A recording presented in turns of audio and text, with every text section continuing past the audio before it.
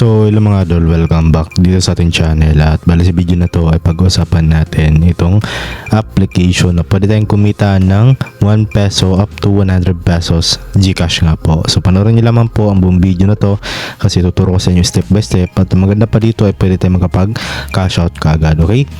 So bali ito yung pangalan ng application mga idol na si FarmCraft Play and Earn, Play and Win Early Access. Yung developer niya si CodeWave Creators. So bali mga idol, wala po itong link kasi yun ang early access pa lang. So para ma-download itong application, search nyo lang tong FarmCraft Play and Win, no? Kapag ito yung lumabas, ganito yung logo, so ito po siya, okay? At yung developer naman, makita nyo yung CodeWave Creators. So scroll down nyo lang mga idol, din dito nyo makita na meron na siyang 10k plus downloads. So ngayon mga idol, no, tap lang natin tong play. So ayan, made with Unity nga po siya. So ayan, try natin. Allow lang natin yung notification mga idol. And then dito, meron ditong playing tips. Ayan, so ito po siya. Bali, ito yung cycle niya. Ayan, okay natin.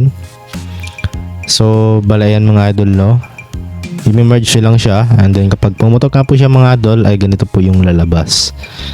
Okay. So ayan, sabi dito small meeting gift, at ito yung pwede natin makuha mga idol, plus 3,000 coins or nasa 0.17 pesos or centavos. So claim natin siya, hindi natin nyo, automatic dumagdag nga po siya dito sa wallet natin. So dito mga idol ay meron tayo ditong minimum na withdrawal which is 0.5 pesos. So pwede tayo makapag payout agad. Okay, so para makapag-import pa tayo ay kailangan natin mag-merge ulit. So ayan, ganyan lang kasimple mga idol, no. Ayan, i-merge lang siya. Ayan.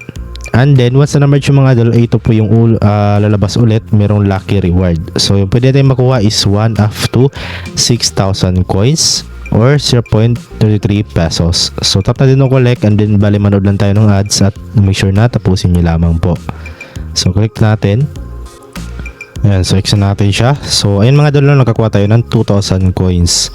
At ayan, mag-merge pa tayo kasi hindi pa tayo makapag-withdraw. Ayan, sobrang dali naman dito mga idol makapag-withdraw. So kailangan nyo lang is pasensya lang kasi yun talaga, okay, maliit lang naman yung minimum na withdrawal nga po dito. Ayan, so once na nakapag-merge ulit tayo, so click natin yung collect ulit, and then bali manood lang tayo ng ads. Okay, so yan, nakakuha ulit tayo ng 2,000. So yan mga idol, konti na lang, no, mapuno na nga po natin yung 0.5 pesos. So yan, mag-merge lang ulit tayo. Ayan, ganyan lang naman kasimple mga idol kung paano mag-merge. Ayan, so try natin to.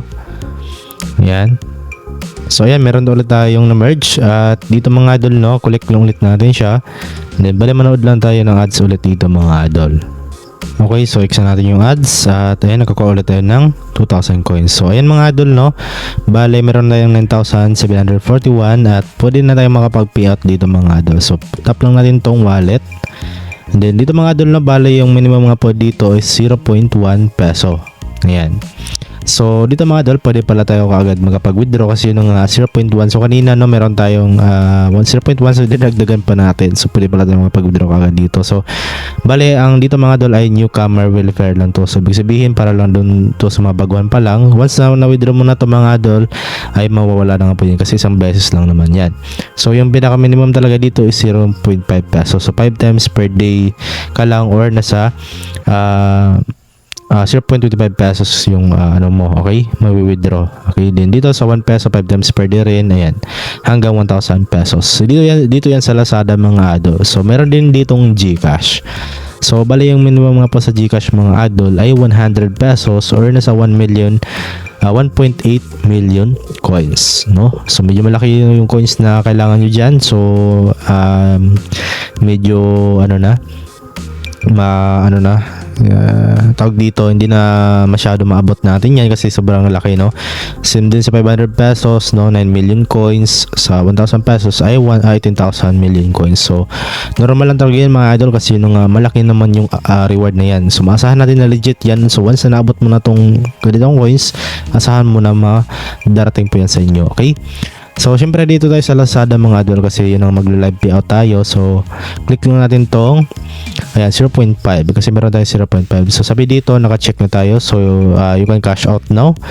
Ayan, click natin tong collect and then lagay lang natin dito mga idol yung first name and last name natin and then yung Lazada account natin. Okay, so bali pa-fill-upan ko lang muna siya.